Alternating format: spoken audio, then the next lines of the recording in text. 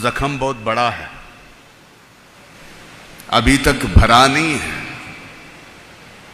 अब देखते हैं फारूक भाई कब भरेगा।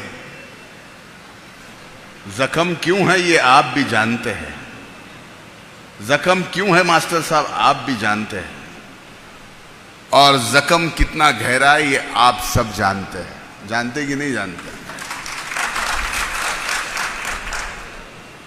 आपने कहा हम कब तक मांगे, क्यों मांगे, किस किस के लिए मांगे। भाई मैंने भी तो अपनी इज्जत के लिए एक बार ये तो आपसे मांगा था, और जब मैंने अपनी इज्जत के लिए मांगा था तब आप सबसे मैंने ये कहा था कि यहां से मत सोचो, आपके दिल के अंदर मुंडे साहब बैठे हुए हैं, दिल का सोचो, दिमाग में कुछ अलग चल रहा है, दिमाग का मत सोचो। अब बात यह है कि आपने दिमाग का सोचे, ऊपर की बात थी, हमने भी मना नहीं किया,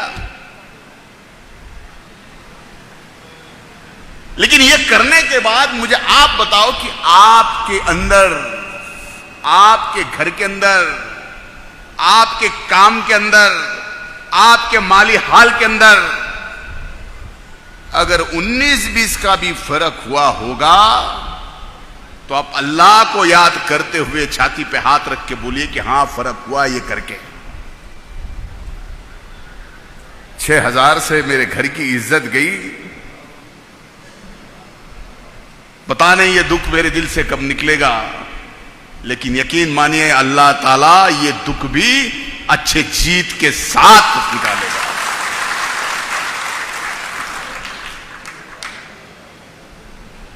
मुझे तो भीड़ में आने के बाद बहुत मजा आता है। ऐसे लगता है कि भीड़ में आओ तो 2-4 आमदार तो यहीं से मिलने वाले, मतदार संघ तो एक ही है, मतदार संघ एक ही है। योगेश भैया के प्रोग्राम में जाओ तो कहा जाता है आमदार हो तो योगेश भैया जैसा हो।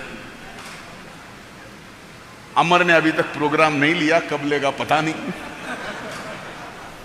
आज फारूक भाई के प्रोग्राम में आया हूं तो यहां कह रहे हैं कि भीड़ का आमदार कैसा हो। तो देखो एक चुनाव में क्षेत्र से अगर 4-4 विधायक मिलते हैं तो क्या बुरी बात थोड़ी है। हमें तो विधायक चाहिए और जितने ज्यादा मिलते हैं उतने चाहिए। इसलिए आप सब एक बात अपने जहन में रखिए, हम आपके नुमाइंदे हैं। एक बार अपने आप का भरोसा तोड़ेंगे, लेकिन आपका भरोसा राष्ट्रवादी कांग्रेस पार्टी कभी नहीं तोड़ेगी। ये वचन आप सबको दे रहा हूं। ये मेरा नहीं, ये बाबा सिद्दीकी साहब का नहीं, ये अजीत दादा का वादा है कि आपका भरोसा हम टूटने नहीं देंगे। भले ही आपकी गलतफहमियां की जाएगी कि किसने किसके साथ पार्टी में अलायंस की, किसका फायदा किसको हो रहा है, लेकिन आपने यह भी तो सोचना चाहिए कि जिनके साथ हमने अलायंस की वो विकास के मुद्दे पे की, हमने राजनीतिक और अपनी विचारधारा का समझौता नहीं किया और ना ही आगे करेंगे। आज मुझे बताइए, ये अलायंस होने के बाद पहली बार मौलाना आजाद आर्थिक विकास महामंडल को 1,500 करोड़ रुपए देने की बात आई। ये आज तक की सियासत में कभी हुआ क्या? बहुत दिन तक आप भी सिद्दीकी साहब सत्ता में थे। जो दादा ने, जो राष्ट्रवादी कांग्रेस पार्टी ने जिसके साथ अलायंस में रहते हुए ये करके दिया, यह क्या बड़ी बात नहीं है? आप क्या समझते हो, उसको छोटी बात समझते हो? क्या आप इतने छोटे दिल के हो? क्या आपकी सोच इतनी छोटी है? आप आपका दिल बड़ा करो, आपकी सोच बड़ी करो, और यकीन मानो जो आपके अंदर, आपके दिल के अंदर होगा वही राष्ट्रवादी कांग्रेस पार्टी करेगी। यह वचन एक पार्टी का कार्यकर्ता होने के नाते मैं यहां दे रहा हूं। बीड जिले की आवाम जो चाहेगी वो विधायक बनेगा, उसमें कोई दो राह नहीं है। आज अमर सिंह साहब पंडित आने वाले थे, उनकी तबीयत जरा नासाज है। आप पूछिए क्यों, क्या हुआ? सर्दी खांसी बुखार हुआ है, कुछ बहुत बड़ा नहीं है, थोड़ा खांस रहे थे।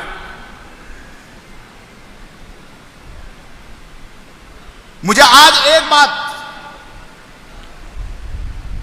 आप सबके सामने रखनी है, जिसका आने वाले समय में आचार संहिता के पहले हम बड़ा प्रोग्राम भी लेंगे कि मैं गार्डियन मंत्री होने के बाद शहंशाह वली दरगाह के लिए 1 करोड़ रुपए का विकास का काम हमने दिया।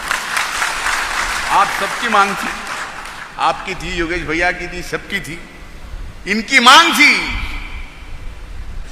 मेरी उस दरगाह पे श्रद्धा थी। फर्क ये है,